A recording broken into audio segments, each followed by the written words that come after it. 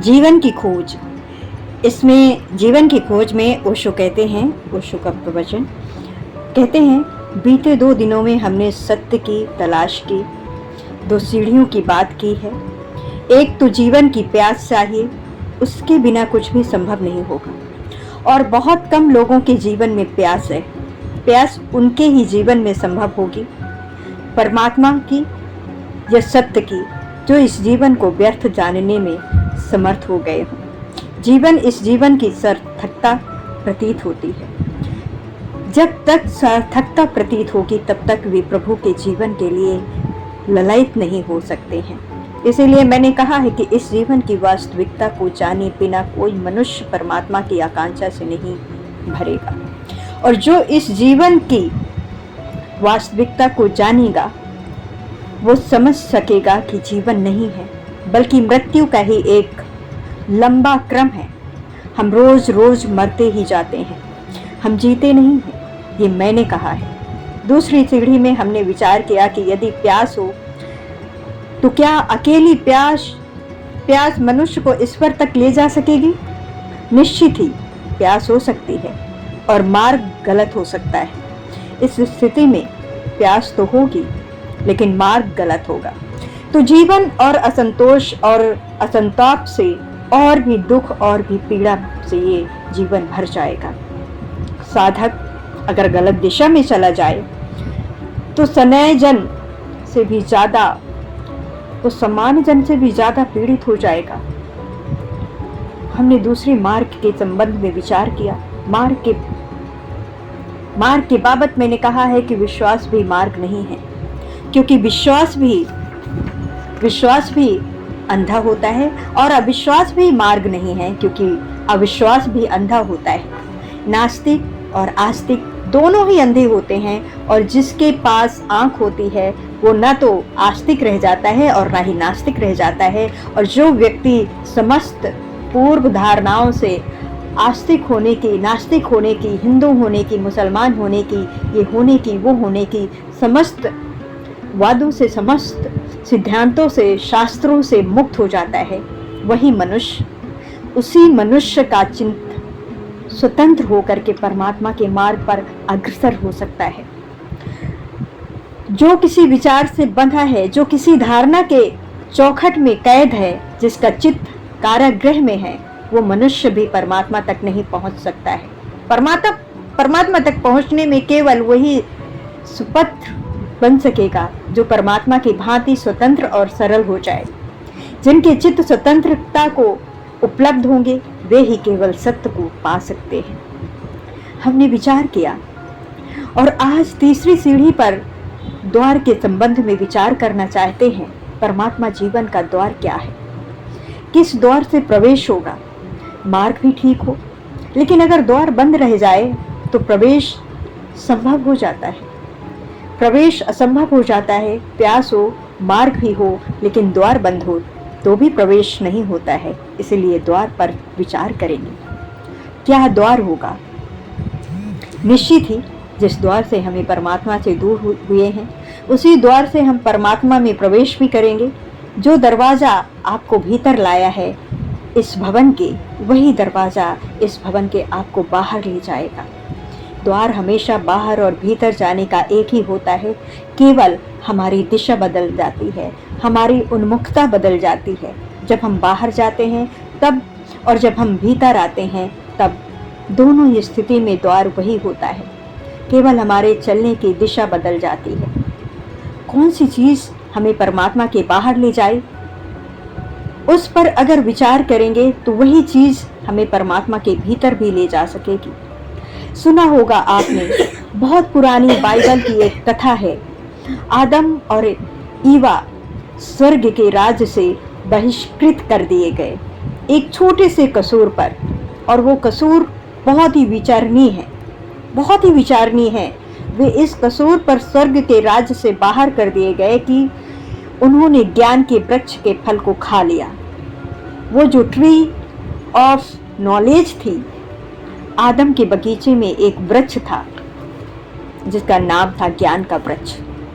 और परमात्मा ने कहा कि तुम सारे फल को खाओ, लेकिन इस ज्ञान के वृक्ष को मत खाना। लेकिन उन्होंने उस ज्ञान के वृक्ष का फल खा लिया और वे उसे स्वर्ग के राज्य से बाहर निकाल दिए गए। ये कहानी तो काल्पनिक है, कहानी ही है, काल्पनिक ही है, लेकिन बहुत गहरे अर्थ इसमें है। मनुष्य का निष्कासन हुआ है परमात्मा से ज्ञान के फल के कारण, और अगर मनुष्य अपने ज्ञान को छोड़ने से में समर्थ हो जाए तो वो परमात्मा में पुनः प्रवेश पा सकता है। ज्ञान आपको परमात्मा से दूर कर रहा है। आप सोचेंगे कि हम तो ये सोचते हैं कि ज्ञान हमें परमात्मा के निकट ले जाता है। आपको कहूँ, आप जिसे ज्ञान समझते हैं वही ज्ञान आपको परमात्मा से दूर करता है। अगर आप उस ज्ञान को छोड़ दें तो जो शेष रह जाएगा, या तो उसे डिवाइन इग्नोरेंस कहें, उसे दिव्य अज्ञान कहें, या फिर उसी को ज्ञान कहें, वो आपको परमात्मा से जोड़ता होगा। हमारा मन हमारी सत्ता से दूर ले जा रहा है। हम जितना विचार करते हैं उतना ही अपने से दूर चले जाते हैं, और हमारे सारे लोग विचार कर रहे हैं। हम सारे लोग विचार कर रहे हैं। जो मनुष्य जितना ज़्यादा विचार में उलझा होगा वो उतना ही अपनी मूल सत्ता से दूर चला जाएगा। रात आप स्वप्न देखते हैं, रात आप स्वप्न देखते हैं। हो सकता है आप स्वप्न में अपने घर में सोए हों, लेकिन स्वप्न में आप बहुत दूर निकल जा सकते हैं। आप चांद पर जा सकते हैं। जाग करके आप पाएंगे आप अपने झोपड़े में पड़े थे, लेकिन स्वप्न में आप चांद पर चले गए थे।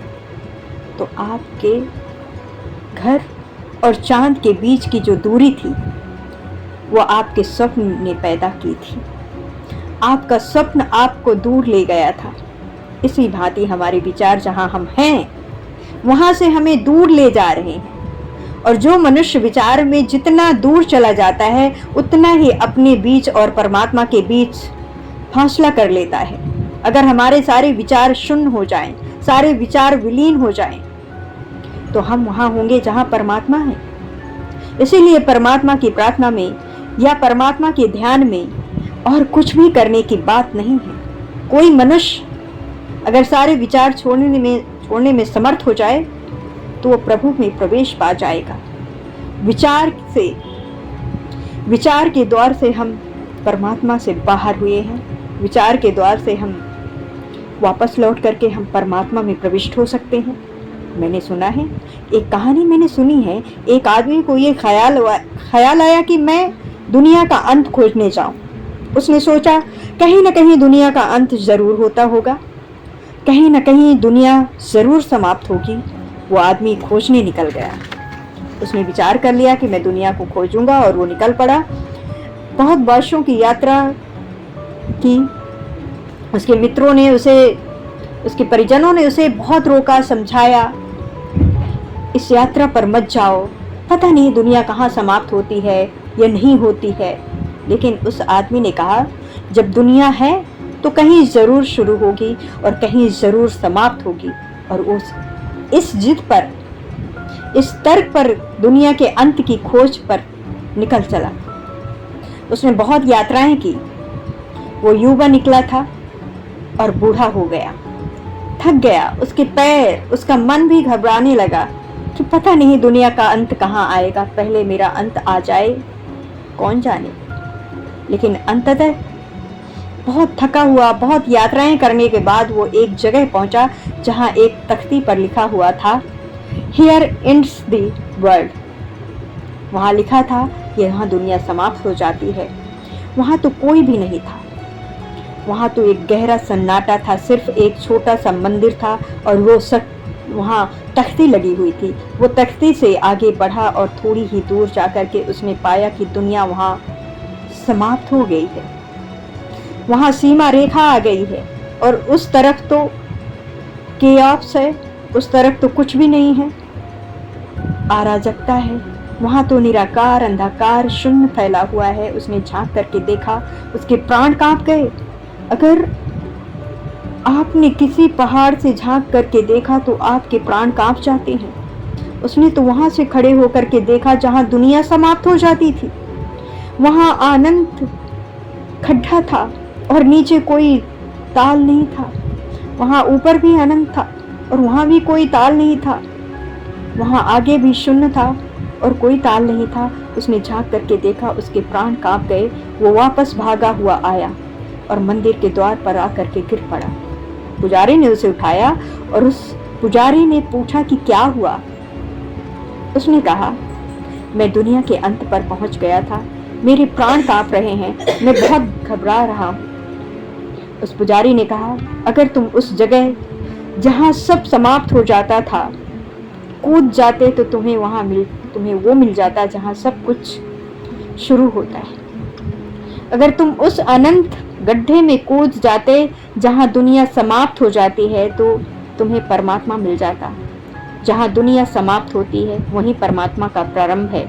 जहां हमारे विचार की दुनिया टूटती है, समाप्त होती है, वहीं हम परमात्मा के जीवन में प्रवेश कर पाते हैं। जो आदमी विचार में है वो आदमी दुनिया में है, और जो आदमी विचार के बाहर है वो दुनिया के बाहर है। इसीलिए कोई न तो ये न सोचे कि एक आदमी घर छोड़ करके भाग जाए तो वो सन्यासी हो जाएगा। घर छोड़कर भागने से कोई सन्यासी नहीं होता है, लेकिन अगर कोई विचार छोड़ दे तो जरूर सन्यासी हो जाता है। विचार को ही मैं घर कहता हूँ, विचार को ही मैं गृहस्थी कहता हूँ, विचार को ही मैं संसार कहता हूँ। जो विचार से मुक्त हो जाता है वो संन्यास में प्रविष्ट हो जाता है, और जो विचार को छोड़ने में समर्थ हो जाता है, जो विचार को छोड़ने में समर्थ हो जाता है, उसका घर छूट जाता है, फिर चाहे वो कहीं भी हो, उसका कोई घर नहीं है। ये दीवारें जो आपको दिखाई देती हैं, दिखाई पड़ रही हैं, मिट्टी की हैं, पत्थर की हैं, और ये आपका घर नहीं है। ये दीवारें किसी को क्या रोकेंगी?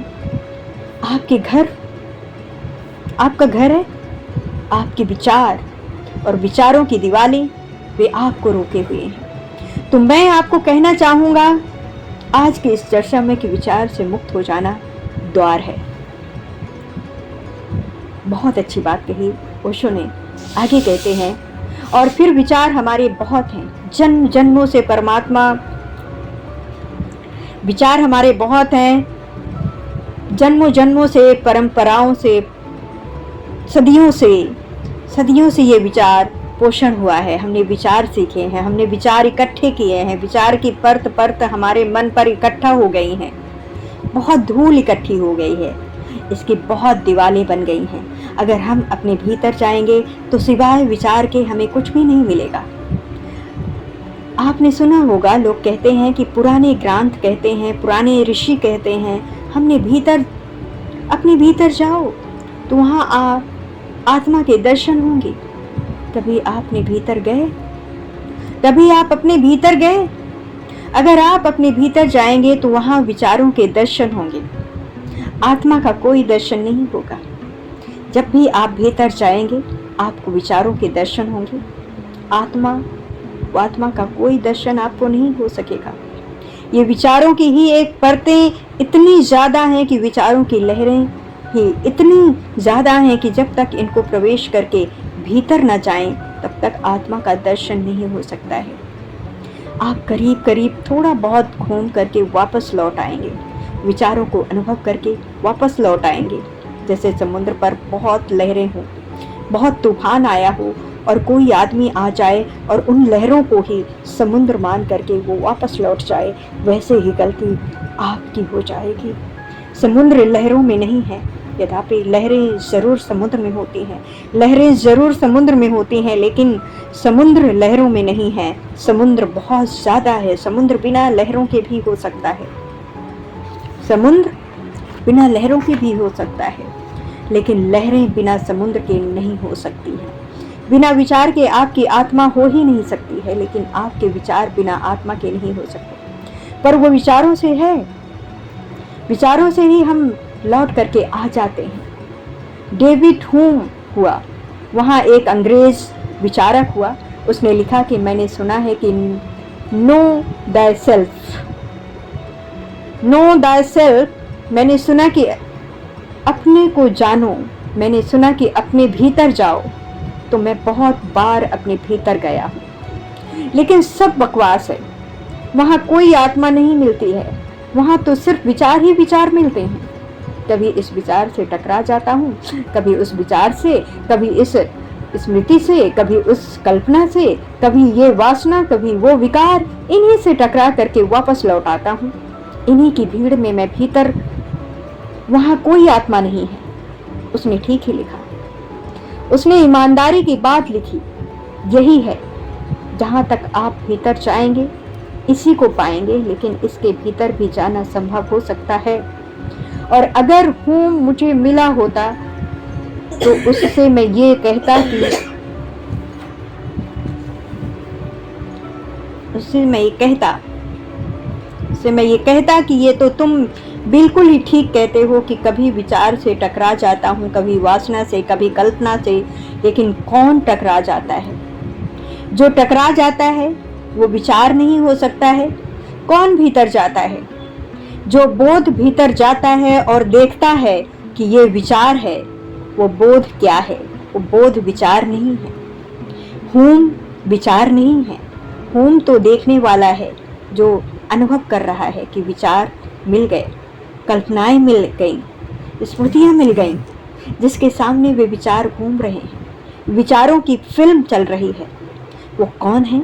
निश्चित ही वो विचार नहीं है। वो देखने वाला जो दृष्ट है, वो जो साक्षी है, वो जो विटनेस है, वो अलग है। और उसको ही जानना सत्य में जानने का द्वार है। बिना विचार को छोड़े ये नहीं जा होगा। फिर स्मरण रखें, हम विचार को क्यों इकट्ठा करते हैं। अगर हम ये नहीं समझ सके तो हम विचार को छोड़ भी नहीं सकेंगे। कुछ विचारों के बाबत समझेंगे तो विचार को छोड़ने में, विचार के ऊपर उठने में आसानी हो जाएगी। हम विचार को इकट्ठा क्यों करते हैं? असल में हम कोई भी चीज़ इकट्ठी क्यों करते हैं? हम ध्यान क्यों इकट्ठा करते हैं?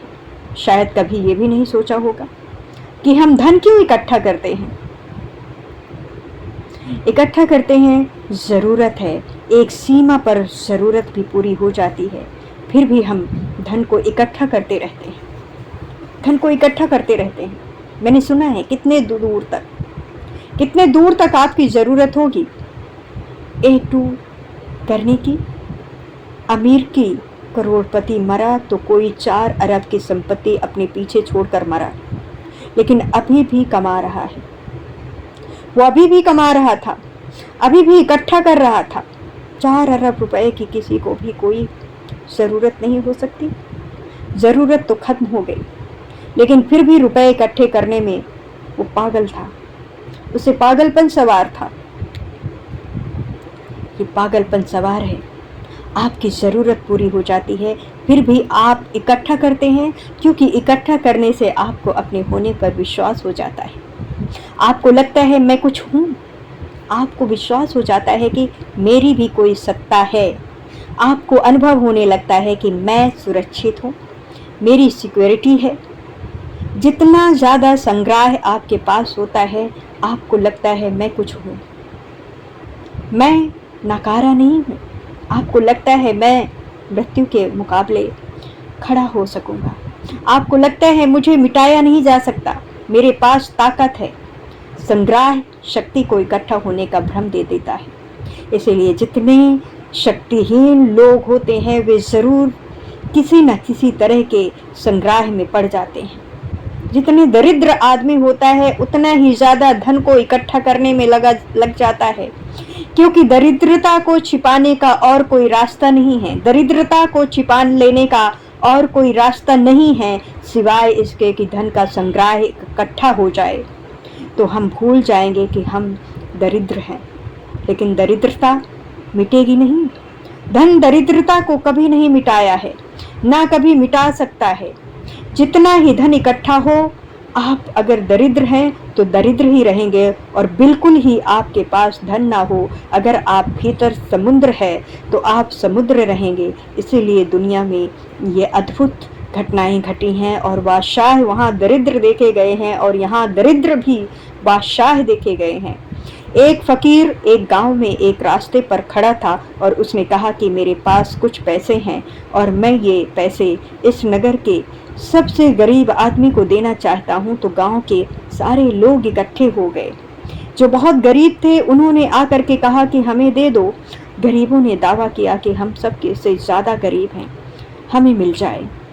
उस फकीर ने कहा कि रुपए तो मैं ज़रूर दूंगा, किसी न किसी गरीब को मुझे देना है, लेकिन सबसे बड़ा गरीब को देना है।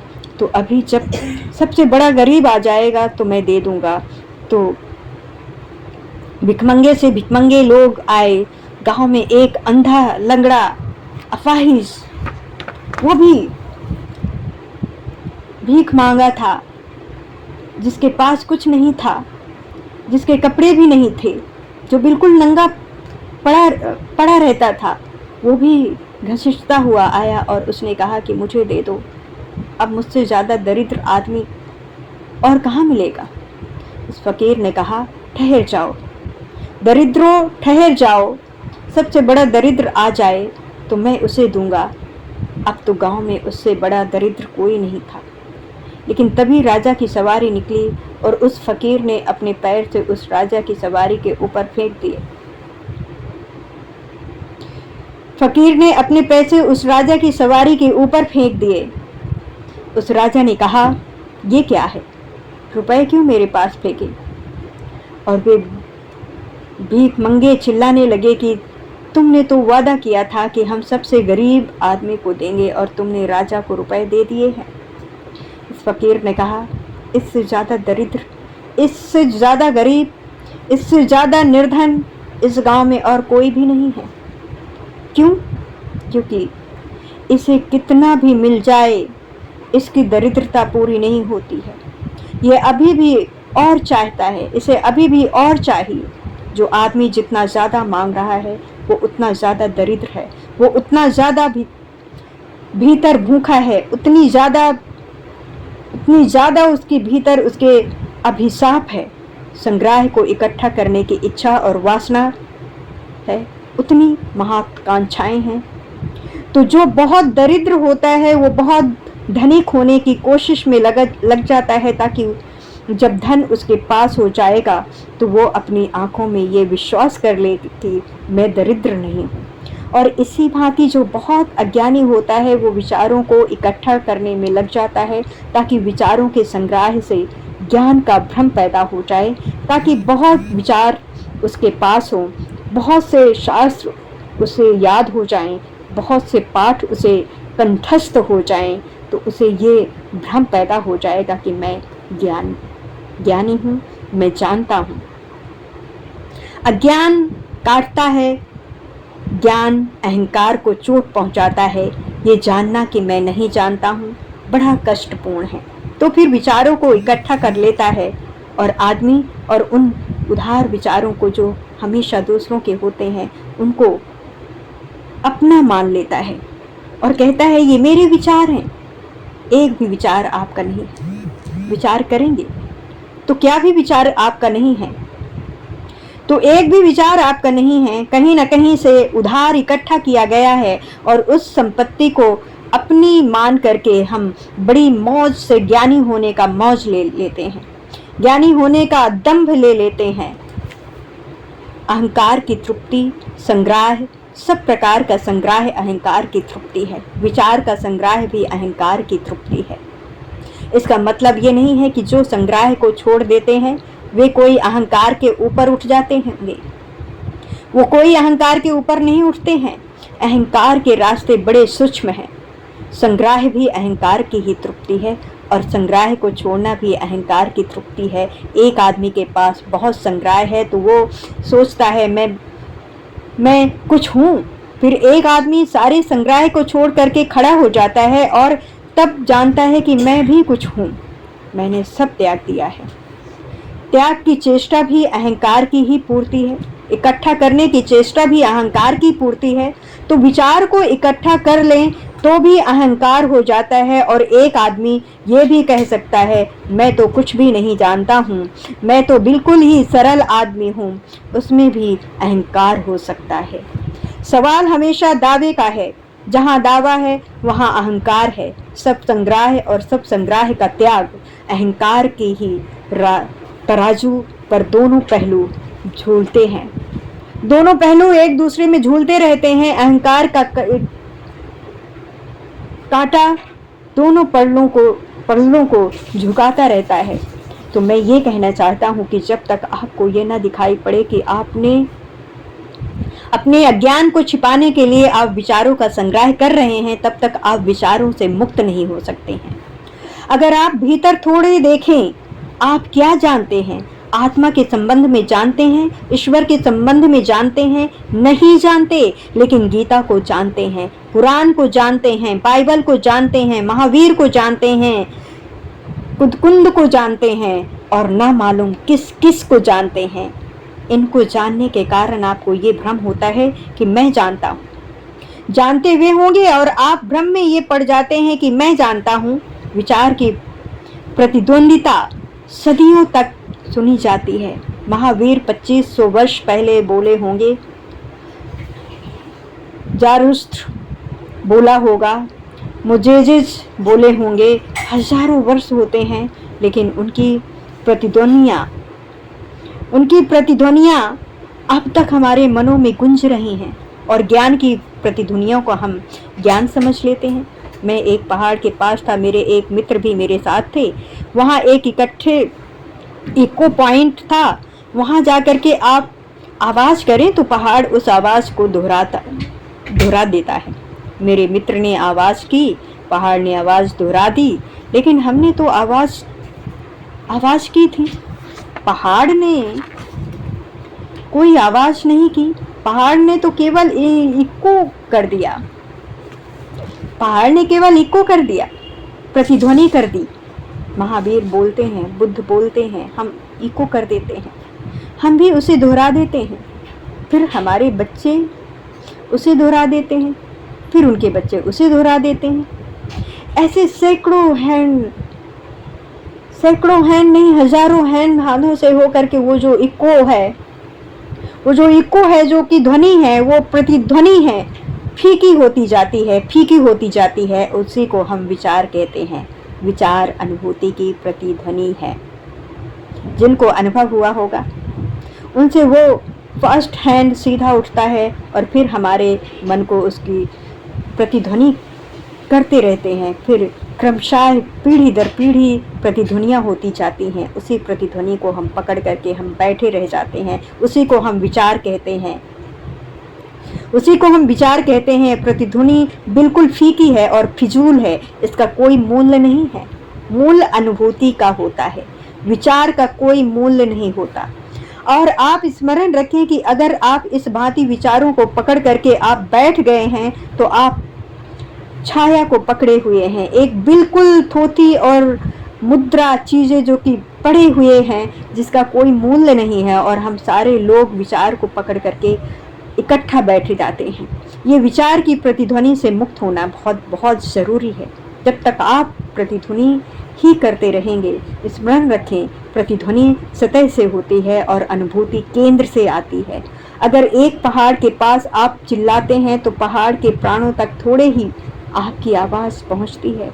पहाड़ की ऊपर की परता ही आपकी आवाज़ को वापस लौटा देती है।